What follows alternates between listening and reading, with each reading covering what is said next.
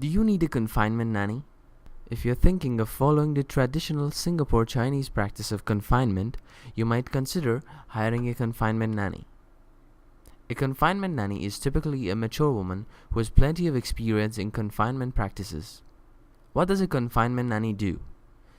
A confinement nanny serves the purpose of educating new moms and dads on practices of confinement, buying or guiding the family on what ingredients and herbs to buy for confinement, preparing all the special confinement meals for the family, doing laundry, bathing and soothing the baby, feeding the baby unless you prefer to breastfeed. You should bear in mind that the confinement nanny is not a domestic helper. If you have older children, it will not be her responsibility to babysit them, although you could perhaps negotiate this with her. Now, how do you find a confinement nanny in Singapore?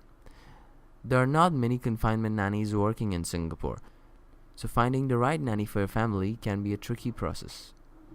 One way to find a confinement nanny is to ask the hospital where you're giving birth. Another source is confinement nanny agencies, which specialize in matching families with confinement nannies.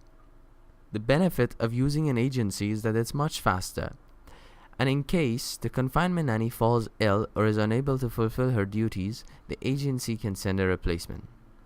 The best way to find a confinement nanny, though, is probably personal recommendation.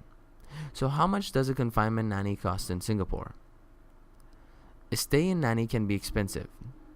Expect to pay typically upwards of $2,300, and it can be about $3,200 for confinement during festive periods like New Year.